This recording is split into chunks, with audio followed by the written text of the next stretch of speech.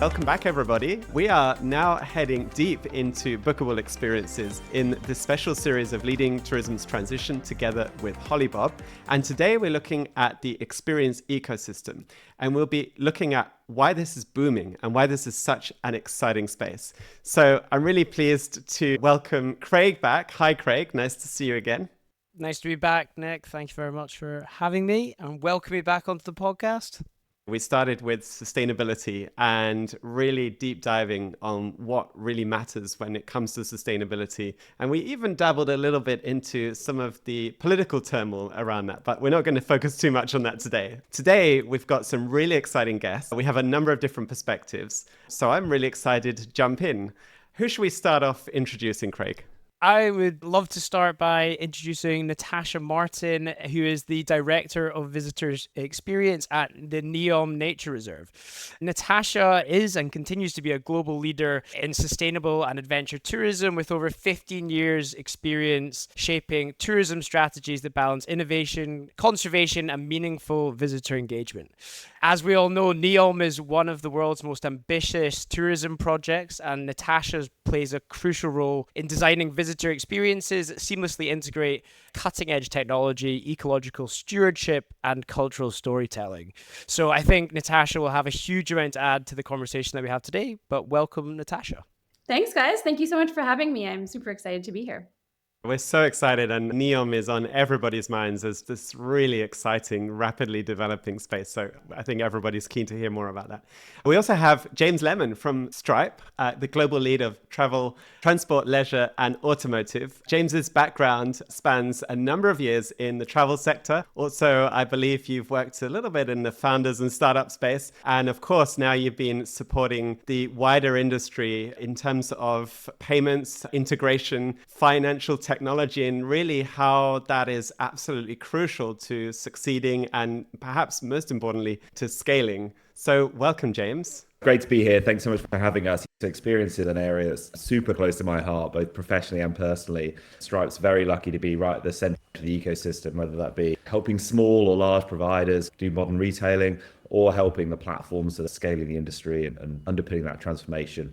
Really help get things distributed, get things scaled, and obviously get things paid for. Like payments is far more strategic than I ever realized before joining Stripe. So excited to share what I've learned on that journey and help others build great travel experiences. Brilliant. Now, I have to say, this is surprisingly exciting for me, and I never thought I would be excited about payments. But I think the more and more we've done our own integrations, the more this is something that you really want to always improve and try and do better. So I'm certainly keen to hear more about the work you're doing. And then we also have Panos Kokkalis, who's the digital product manager at Marketing Greece. What can I say about Panos? Panos, if I'm not mistaken, you've been with Marketing Greece since the beginning or since nearly the beginning, so quite a number of years. And Marketing Greece is the industry organization for tourism in Greece. They've been a long-standing member of the Digital Tourism Think Tank. And in fact, we hosted last X Design Week in Athens together with Marketing Greece. So I think at least everybody who attended that got a really nice taste of what the experience offer looks like in Greece. Welcome, Panos. Hi, everybody. Thank you for having me. Yes, correct, Nick. I'm from the beginning, almost the beginning. Marketing Greece is 12 years old this year. So we try to contribute to the evolution of Greece's communication identity. And we try to create a reputation and better the image of the country. So we have our product, discovergreece.com. Through this product, we try to create campaigns and also engage in the ecosystem of experience the last 4 or 5 years. I think that's a great topic to just jump straight into as we kick off today's discussion. Maybe each of you can tell us a little bit more about what you do, but also giving us a bit of an idea for how the overall experience ecosystem has been developing from your different perspectives. And crucially, what is the role of tech and digital in that? How is that really key as a catalyst? What difference is that making in terms of helping you to drive those objectives forward faster and more effectively? Who wants to jump in first? Yeah, I can. So, as Craig mentioned, I'm the Director of Visitor Experience at NEOM Nature Reserve. So, one of NEOM's big promises is to protect 95% of NEOM for nature, which is an incredible promise to our future residents, but also our future tourists. And so, what we're looking at is how do we develop a really diverse and dispersed ecosystem of experiences within the reserve. We're really lucky in some respects because we don't have a lot of legacy systems to deal with, including legacy technology systems to deal with. So, we're able to look at all this from scratch, think about who our target markets are, and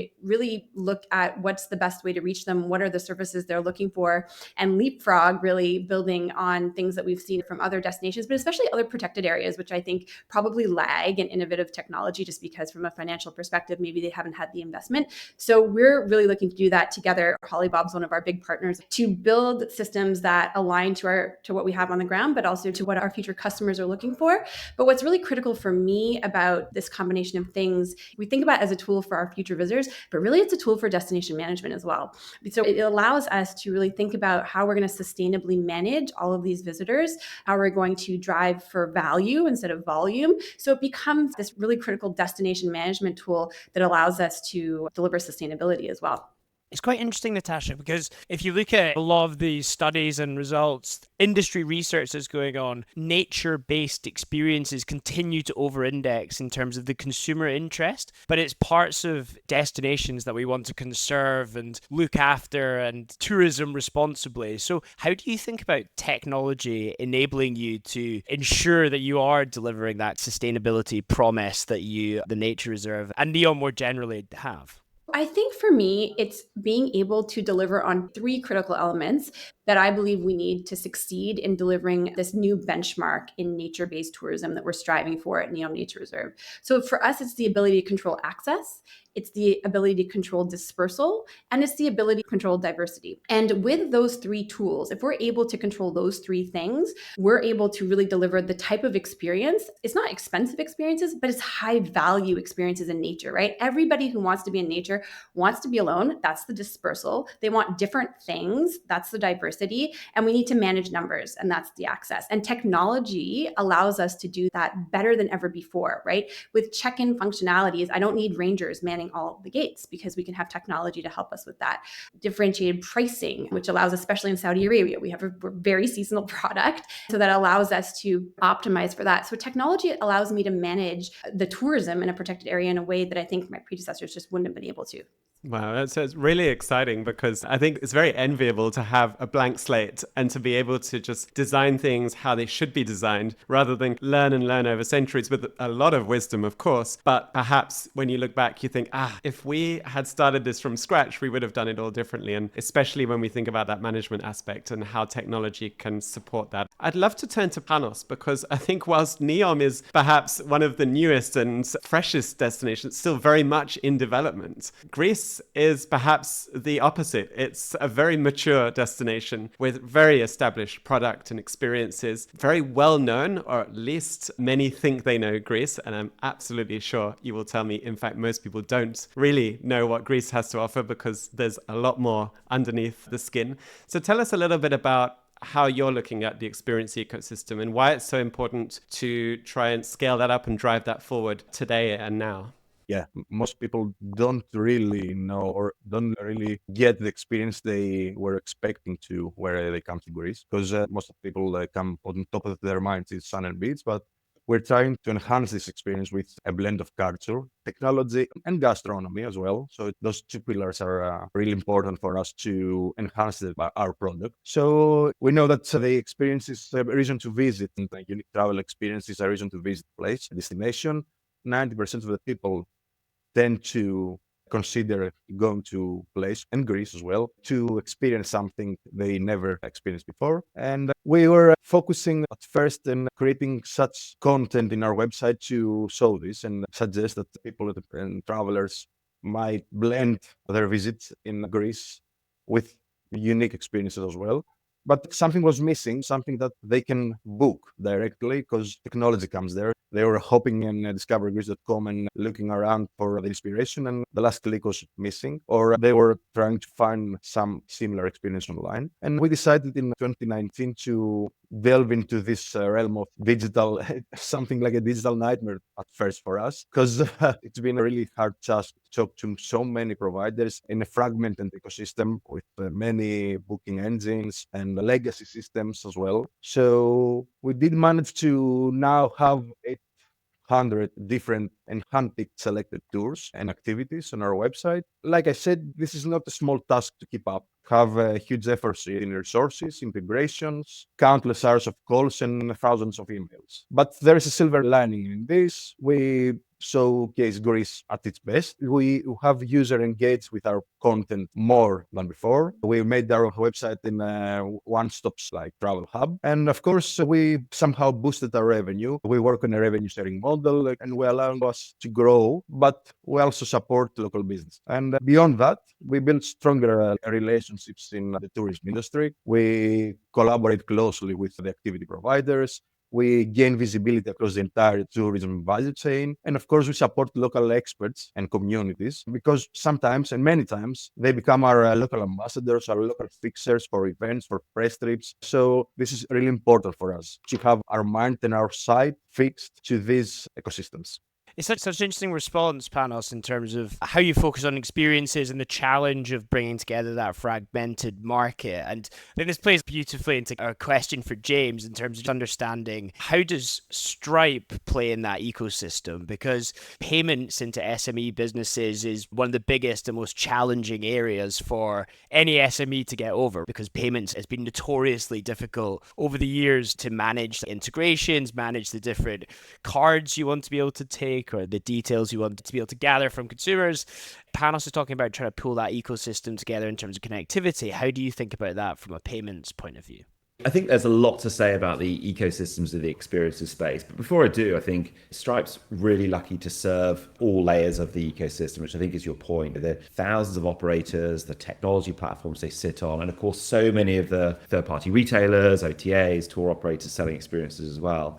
But I think it's really important to start with the operators. What are they really trying to achieve? And interestingly, payments is at the heart of so many of it. The three things I hear all the time is we want a really strong book direct proposition. We want the marketing funnel to come to our own sites because we want to get to know that traveler. We want to really personalize and help understand that they get the most out of their limited time with us.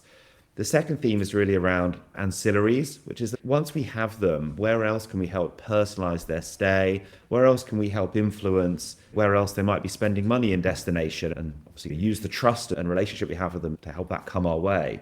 And then I suppose the third pillar is really just around productivity, which is you want to spend your time building your business, making your experiences better, getting to know your customers. I've never met an operator that wants to spend time on a finance team managing payments, the operations team getting, actually, how do we get money off customers? How do we manage that? And of course, the limited technology resources, you don't want to be spending all these time on integrations.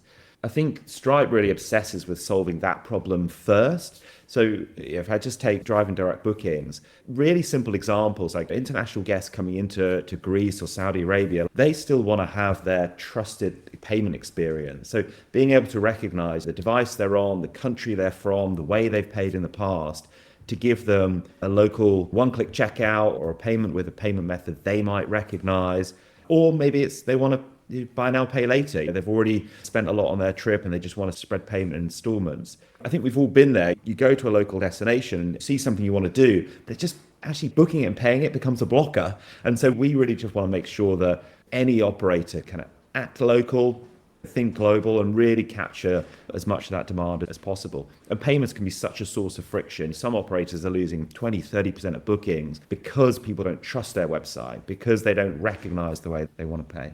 So I think there's a big piece there. Then stepping back, you talk about the ecosystem. Look, obviously the dream is you're getting all of these bookings direct, but the reality is you can't be everywhere. So you're going to be relying on these third-party sites. I would say the operators can't always control that, but Stripe is obsessing about how do we make that ecosystem better. The reason why we have technology that can be embedded into reservation systems, ticketing systems, so that every booking engine can come with that integration and come with those currencies out of the box. But we're also thinking about how do you improve connectivity between the industry? 10, 15 years ago, of course, if you're taking a booking from a third party, there's a huge reconciliation tie-up at the end of each month or the end of each season of how many people actually showed up, what did they spend, who owes what. In theory, all of that should be gone now. If you think about your favorite ride-sharing app or food delivery app, you have a really slick experience. Behind the scenes, money's being split. Some of it's going to a scooter rider, some of it's going to a restaurant, some of it's going to a platform.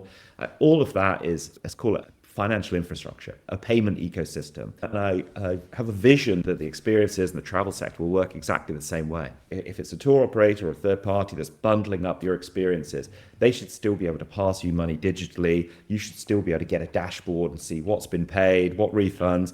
And frankly, you should be able to take over the relationship there. And maybe even if you are able to upsell that guest or sell them some merch, you can now take a payment on an Android or an iPhone. You should be able to charge the card that's already been put in place. All of these things, I think, are about enhancing the customer experience, using customer data and turning it into more personalization and streamlining operations on the back end. So I'm really optimistic that modern financial infrastructure could really be at the heart of how this industry simplifies and scales.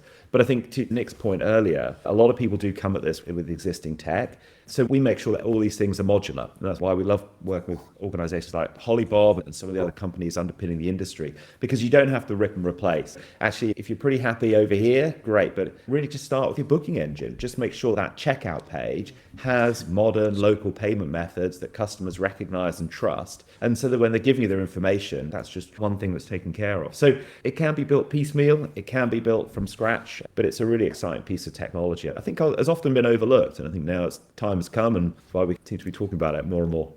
Everything you just described, James, is yes, my dream as a destination manager is to see that for my entrepreneurs, for my SME businesses, and also for my tourists. But how do I enable that as a destination, as the public entity? Where do you see the most effective destinations helping to enable what you just described, which to me is like the dream of how that value chain comes to life? Fundamentally, I suppose there's two ways to engage, right? One is as you're thinking about your technology stack, if you're on the lower end of tech sophistication, then you go to a one-stop shop, right? You find platforms like Holibob that have already made it their mission to be the one place you go and go, right, we're going to handle all of your different tech modules and there will be a payment module built in there. And Stripe often turns up in other people's technology. That's a great way for us to be able to work with the experiences and destination economy where it's like technology is not your business, right? Supporting great travel experiences is your business. We also work with bigger organizations that do have an in-house tech team. They love building this stuff themselves. So Stripe also has a series like no and low code functionality. So if you just want to have an out-the-box Stripe checkout that's already got Apple Pay, Google Pay, Klarna, local currencies and payment methods. Ultimately, Stripe's been going for 15 years and we really started off in that startup SMB space. So we thrive on low-tech businesses that just want to make this stuff simple. We're working with some really interesting ski resorts that, again, 5 years ago, their online website was effectively just a catalog, right? It's just, look, here's some nice pictures of stuff you can do. And now they're really starting to think about themselves as travel marketplaces. And actually, hey, if we're capturing you, why don't you rent your apartment, your mountain bike or skis, book your coach and transfer? Why don't you do all that in one site, one simple experience? And then behind the scenes is a marketplace where payments are crewed up with those various suppliers. I think a lot of what you said there makes a huge amount of sense. But us technologists love technology. So we always talk. And I think it'd be really interesting to throw it to Panos and back to you, Natasha. How much of it's about education, though, in terms of these SME entrepreneurs, Natasha, to what you said, who want to get into the distribution world, they want to sell their product. Do they know how? We've got probably 5,000 suppliers that we work with in Holibob, and there's so many that you deal with. It's an education exercise, and I think that a massive part of the role of the destinations is around education, trying to bring the suppliers along on the ride with you in order to introduce them to this very complicated world. So I'd love to understand how you think about a curriculum or education for these suppliers, these operators. I think for us as a destination, It may be that, it may be the education and bringing them along, but it's also, we have very finite resources, especially as a protected area. So where can we invest that to make the most difference for those small businesses? And is there a way for us to take that on? Maybe that's the role of us implementing the technology, something similar to the ski resort that James talked about. Is that the best use of our resources? So we take that burden off of the people who just want to go out there and deliver a great mountain biking experience. Or as a destination, is it really empowering them because they're going to have to get more fluent in this as well? So I think it's sort of figuring out where is our best use of our resources to enable this level of integration for the traveler, because I think that's what our competition is doing. So I'm just trying to figure out, as a destination that's relatively new, how can we be most competitive and where should we invest to achieve that? I think one of the things that I find really interesting in what we've been discussing, and in particular, some of the things that James said, is this opportunity of ancillary revenue is something that airlines have absolutely mastered. We all know that. We've all experienced it firsthand. You pretty much have to upgrade every single thing. And of course, in the experiences ecosystem, that surely looks a lot different. But there are so many opportunities to create these add-ons, to create richer experiences, longer experiences, suggest a little extra here and a little extra there.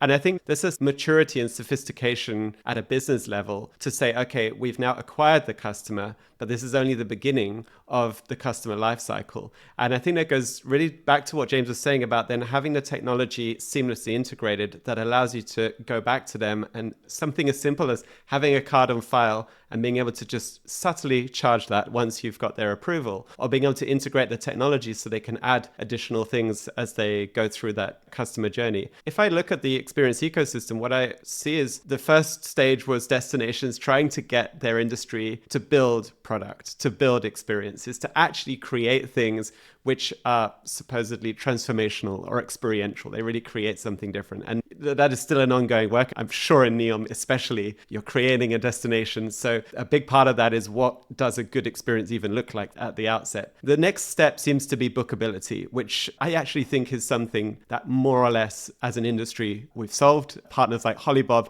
a key part of that, and destinations have been drumming that home for the last 10 years. And I think the simple economics of business has also led businesses to understand this is not a negotiable element. But then I think when we talk about distribution, it starts to get a bit complicated. A lot of businesses seem to reluctantly and bitterly rely very heavily on OTAs as their key partners. And yet we have two brilliant destinations here that are actually actively working to create a connected ecosystem, to integrate one piece of technology seamlessly that brings everybody together. And crucially, and I think it was James that mentioned it, to drive them direct bookings so they keep the majority of that revenue themselves. And I think even more than that, because there is a cost of acquisition that perhaps is sometimes not recognized when you work with an OTA. But even more than that, I think it's the ownership of the customer, because that gives you the ability to communicate with them, to actually build that relationship. So I'd love to know what your thoughts are on that. If you look at the data in the experiences space, still 65 to 70% of experiences are inverted commas booked offline. And the OTAs that are deemed to be these behemoths still own a very small share of the overall market. So I think there's a huge amount of blue ocean remaining in the experiences market. And I think destinations have a massive role to play in helping their operators or the SMEs in this space to promote their products to consumers at different points in the consumer journey. DMOs around the world are spending hundreds of millions of dollars every year to market and promote their destinations. Ask that question, why do people travel? People don't generally travel to sit on flights and lie in hotel beds. They travel for the experiences that they can do when they are there. Yet this is the least digitally developed or distributed market. And DMOs, their primary role for years has been about promoting and just getting visibility. But I think more and more they need to look at like, how do they actually empower and enable their ecosystem to distribute more effectively and help those operators that are never going to have the capabilities in-house to distribute digitally. That's a big learning, technology learning, that's a big payments learning, that's a big education of what being a global distributor of products is. I'd be really interested to talk to Panos slightly, because he's obviously been through this journey of bringing suppliers online. How much of that technology journey was it versus like the education of understanding how to serve a global consumer, right? Because you're suddenly getting bookings from the US, from the UK, from China, when you were just used to serving a more local market. That's a very different set of customer experience that you need to deliver for. So how did you think about that when you were building out this ecosystem within Greece?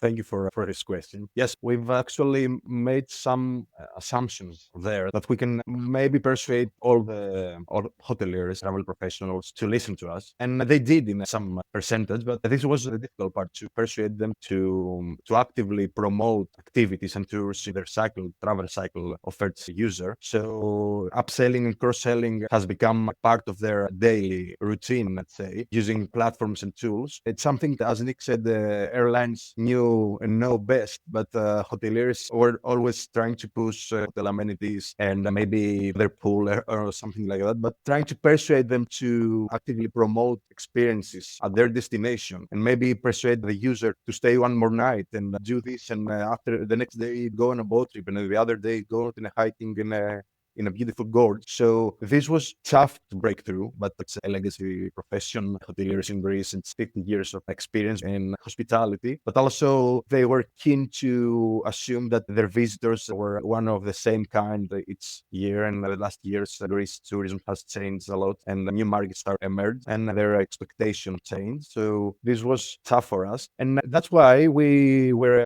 thinking to take this inventory of activities and tours and make something of it. And as you described what Holibob does, we have also created a marketplace. We started creating a marketplace since last year with our partners, and we're trying to schedule and launch it in 2025. And the goal is simple: be seamless, of course, and Stripe as well will be included and have all the payment, complex revenue splitting stuff sorted out. But the goal is simply to expand supplier market reach so they can be in hotels, in the airports, in airlines, and create memorable experience for travelers. And of course, create a revenue for hoteliers and travel professionals. That's what we're doing right now. And our part in this is really important, is to educate both teams, both hoteliers and travel professionals and experience providers and experience designers, to collaborate together, create more appealing experiences and activities, and cut through the jargon of all of these ecosystems and complex technology solutions and find what they can rely on.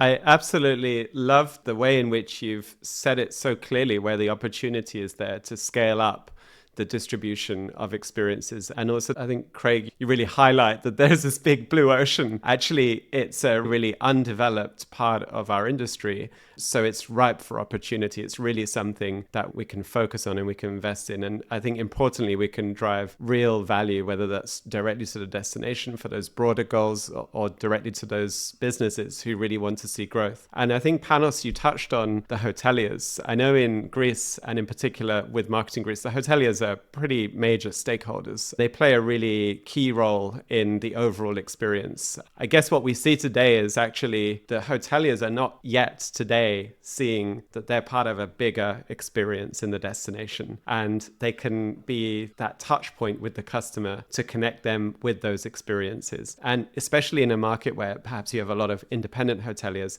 that's a really interesting thing to reflect on, because in fact, we know that destinations and that the role of DMOs has evolved and changed quite a lot. They are a touch point amongst many touch points, as much as perhaps we don't want to accept that. We know that's the case. But actually the industry, meeting the visitor, the guest face to face, that is also a touch point. And that is a touch point that I think often gets overlooked, because we can sit behind a screen and see all of the digital ecosystem in front of us. And if we're smart and savvy, we can very quickly start to really see how we can connect and get ourselves in different places. And there's a lot of pay to play going on there. But when we look at a destination like Greece, it's such a fantastic accommodation offer as well. I think it's really premium and unique. And they represent that last touch point with the customer. That is probably very much undigitalized. So I'd love, as we turn to this last part of the discussion, I'd love to know what you guys see as the biggest barriers then to actually being able to break through that, and where you see the future of the experience ecosystem in terms of the next steps. What's on the horizon? Panos, perhaps you want to pick up on that, as I'm getting very excited about the potential, the untapped potential, especially as you're transitioning in 2025 to being able to connect everything.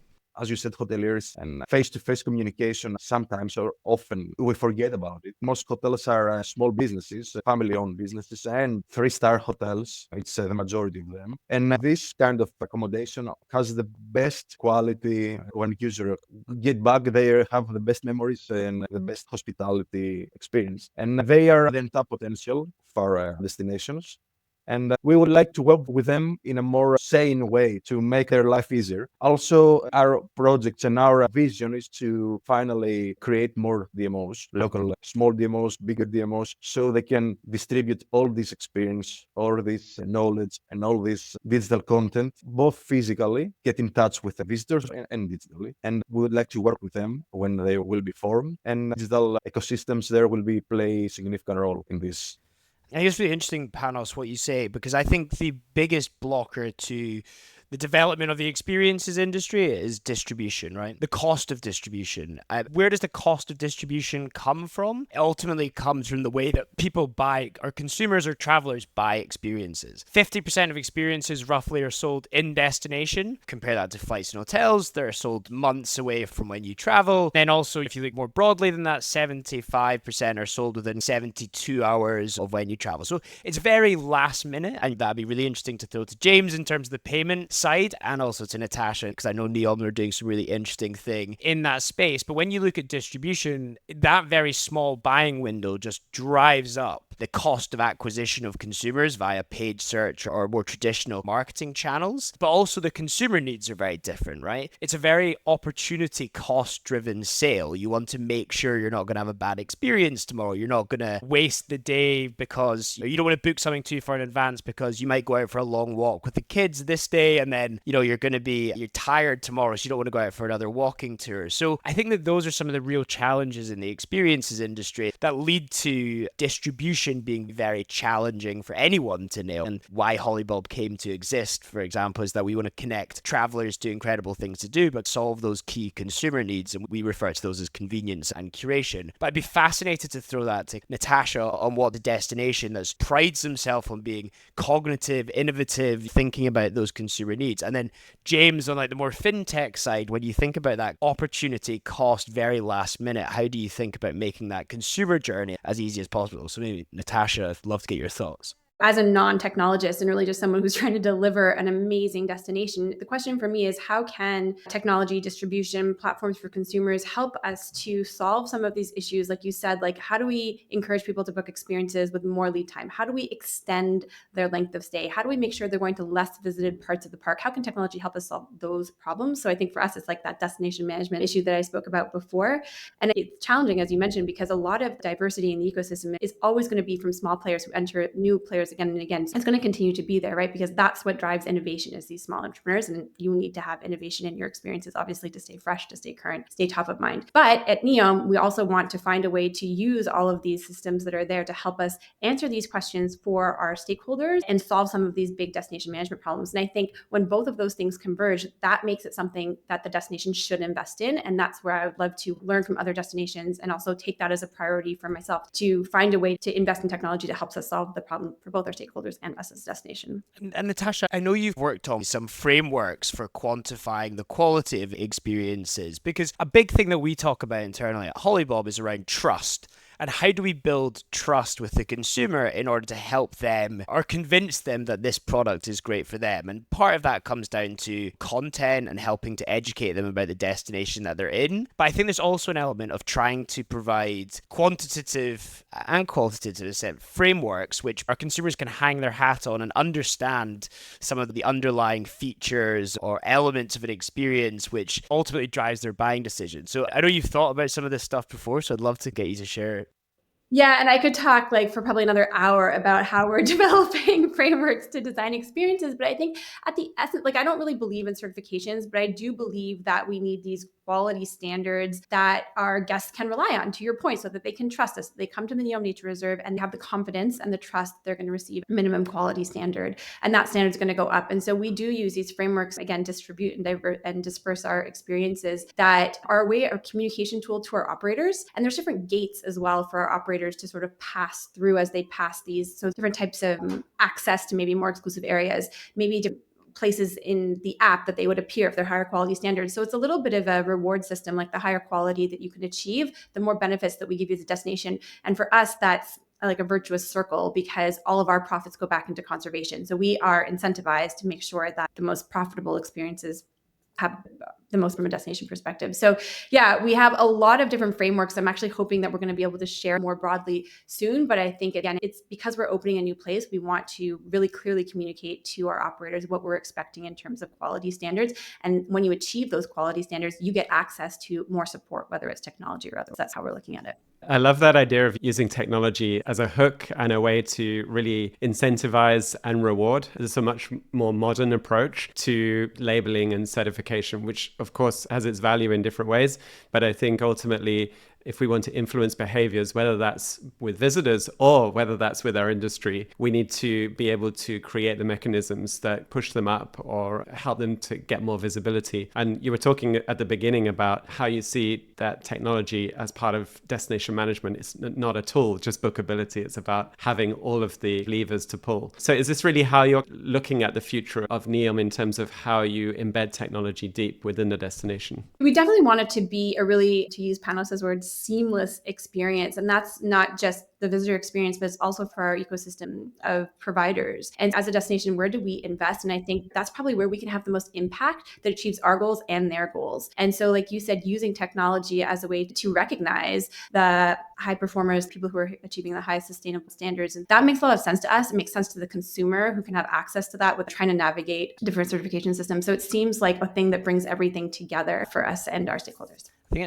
it's so interesting because flexibility is absolutely critical to driving a seamless consumer experience, right? Now, flexibility with a very fragmented supply base is super difficult to achieve. Technologies, you end up with mismatches or impedances there, but also just in terms of when you're actually operating 10 4x4s going around the city, if someone wants to cancel within an hour, that's just a real problem. Now, I know NEOM's not planning to have any cars or very limited cars within your infrastructure, so that's maybe a slightly different challenge. But James, I might throw it to you because maybe this is more with your fintech hat on as opposed to Stripe hat. And you look at businesses like Hopper who have come out with all these different fintech propositions of arrive at the hotel, and if you don't like it, we'll find you another hotel. And that's a really interesting proposition because it solves one of the key impedances to a consumer actually booking, which is really around what if I have a bad experience? And that in the experiences space is a massive problem, right? Because there's so many external factors which influence whether someone can have a good experience or a bad experience. So I'd be fascinated, and maybe you're doing something at Stripe, but it'd be fascinating to think about how do you think about those kind of consumer needs and the payment infrastructure and fintech more generally of how it can play a role in helping that distribution to be more seamless.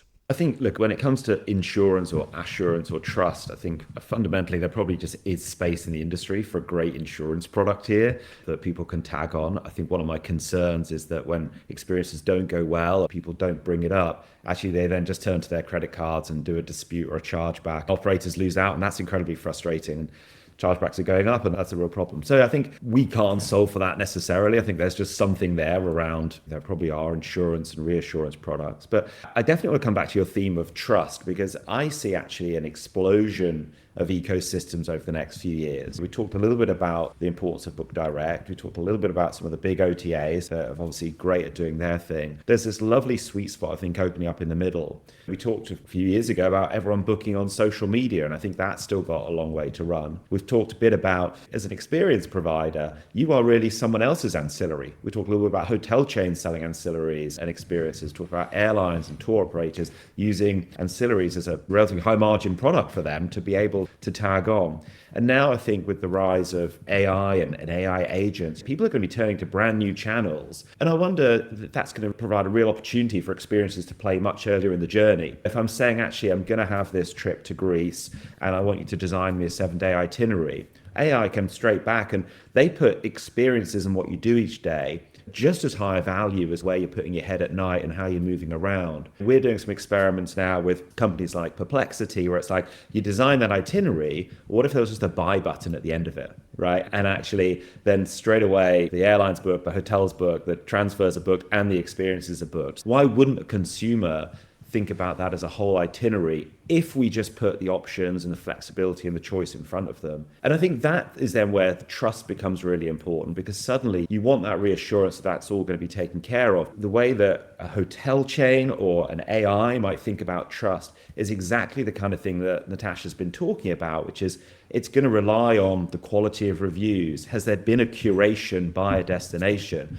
Because they will be searching the web and they will be looking for letting the highest quality providers, the most popular providers, really rise to the top. So I think we definitely need to keep doing the basics, providing great guest experiences, getting great reviews, putting ourselves so that we can be spread out onto channels that exist today. But I think there's a level of preparedness that, what it means to give customers flexibility about where they book, what it means to think about channels, what it means to think about trust, I think is going to all change again in the next few years, but in a really positive way, that I think experiences will become more central to the trip, because people will be thinking straight away, actually, it's the experiences that fill your socials, right? Not that many people are filling their socials with pictures of beds or the inside of airplanes, or certainly not ones worth watching, but actually it's all about how you fill your waking hours and what you do with your time. So I think I'm really bullish that these things come together, but I completely agree with the hypothesis here that if only destinations could be booking channels of their own, they have the trust, they have the kind of reputation, they have the knowledge. If Holibob and others and Stripe can provide them with that ecosystem, so it's so much simpler to almost become part of that booking flow, then both as an intermediary to connect to these social media and AI and other sellers, and of course as your own book direct enhanced channel, I think there's lots you can do.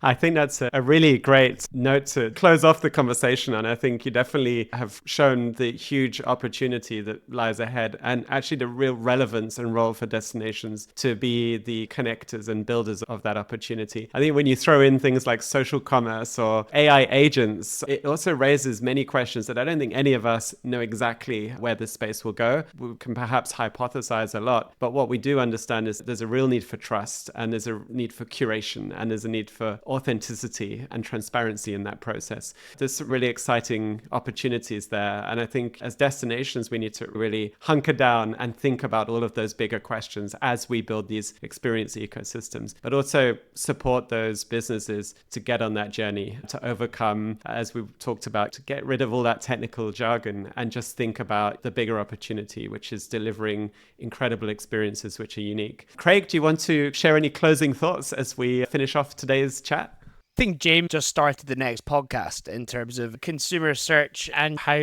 consumers are going to search in the future, because the evolution of AI agents and various different search interfaces means that the infrastructure behind which supports that needs to be as modern, as innovative, as seamless as the AI agents or whatever else on the consumer side needs it to be. And that is where I think destinations and technology providers like Holibob need to collaborate very closely in order to provide that seamlessness, because for years and years ecosystems have been behind the curve, and if they're behind the curve again, it's going to make for a very clunky user experience for years to come, and that buy button at the bottom of James's itinerary is going to be very difficult to achieve at a global scale. And that is why tour operators and DMCs and other have built such big and successful businesses, because they deal with that fragmentation and they give consumers that confidence that when they book and when they pay that amount of money, that things are going to be taken care of. But I think we're a few years away from consumers pressing that buy button or really diving into it, I think, but there's a lot to be excited about. Things are moving very quickly right now. We might want to accelerate a few years to a few weeks, but let's see how that pans out. Thank you to everybody for taking the time to jump into this really fascinating conversation we've had today. I've certainly learned a lot. You've all opened, I think, our eyes to many different considerations here. A lot of things that we perhaps haven't had the opportunity to think about. So thanks to all of you. And we look forward to continuing this conversation. But thank you very much, guys, for joining today. And looking forward to seeing all of you again soon. Thanks for having us. Pleasure. Thank you. Thank you.